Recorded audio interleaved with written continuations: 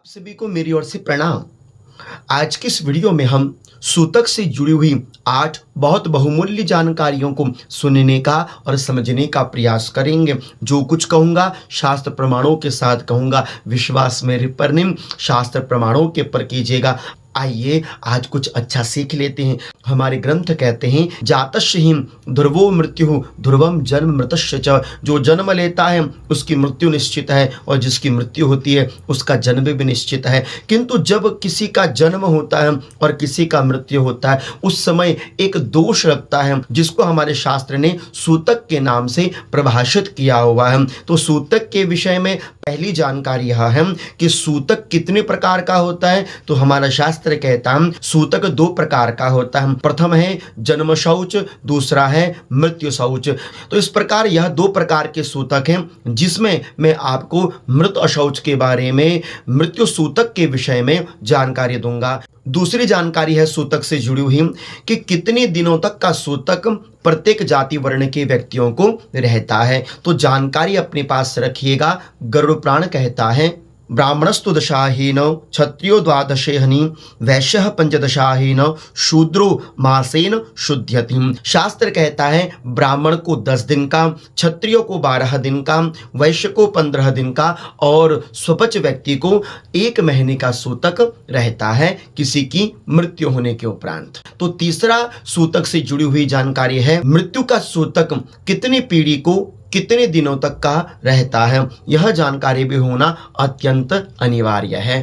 त्रिरात्रेण सुकुल्यास्तु स्नात्वा शुद्ध्यन्ति गोत्रजाः चतुर्थे दशरात्रं शात् षड्निशा पुंसि पंचमे षष्ठे चतुरः प्रोक्तं सप्तमे च दिनत्रयम् अष्टमे दिनमेकं तु नवमे प्रहर द्वयं दशमे स्नानमात्रं हि मृतकं जन्मसूतकम्।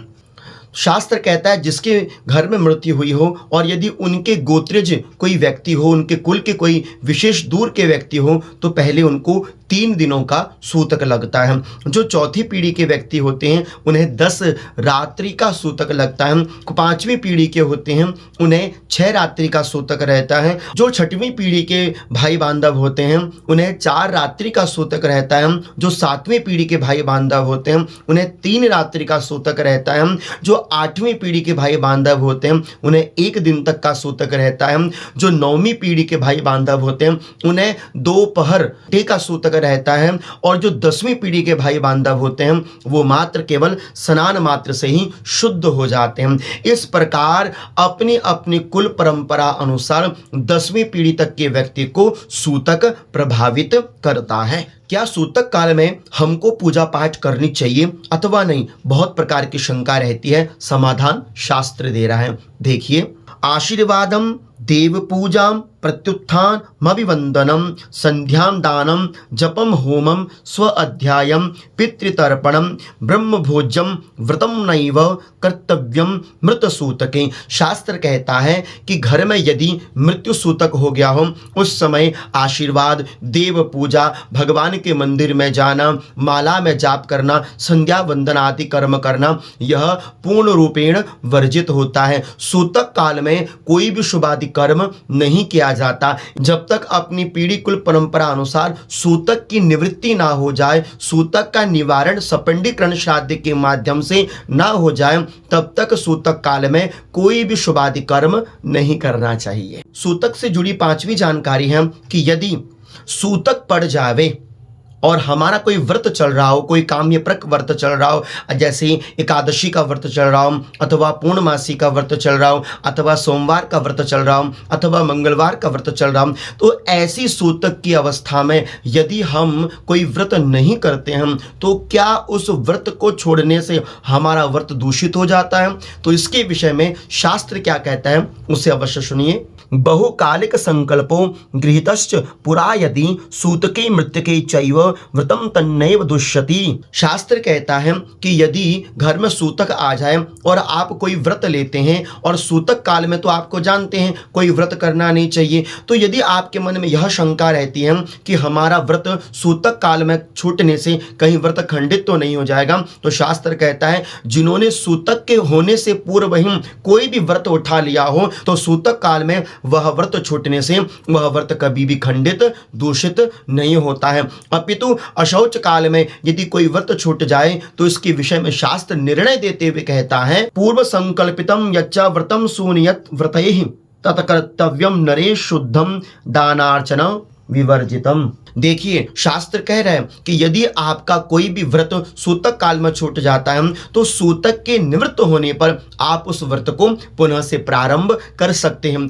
सूतक से जुड़ी हुई छठवीं जानकारी है कि यदि सूतक पड़ जावे तो हम यदि नित्य संध्या उपासना करते हैं, नित्य ठाकुर जी की सेवा करते हैं, नित्य शालिग्राम भगवान की शिवलिंग की सेवा करते हैं, तो सूतक काल में कैसे करें? तो सबसे पहले शास्त्र समाधान देते हुए कहता है, सूतके मानसी संध्या कुर्याद वै सुप्रयत्नतः। शास्त्र कहता है कि यदि सूतक काल पड़ जाए उस समय क्या करें? बोले मानसी पूजा, मानसिक पूजा, मन से की गई पूजा सर्वश्रेष्ठ रहती है। कई व्यक्तियों को यह संदेह रहता है, हमारे घर में तो ठाकुर जी थी, अब उनको भोग कौन लगाएगा, उनको स्नान कौन कराएगा, शालिग्राम भगवान को, शिवलिंग को। तो ऐसे विषय में निर्णय शास्त्र कहता है यदि घर में कोई सूतक आदि पड़ जाए तो अपने किसी प्रिय भक्त के माध्यम से अपने घर में भगवान की सेवा करवानी चाहिए। इस प्रकार से आपका व्रत भी बना रहना चाहिए। मानसिक पूजा आप ठाकुर जी की, मन से ठाकुर जी को भोग लगाइए, मन से भगवान का सूतक काल में वंदन कीजिए।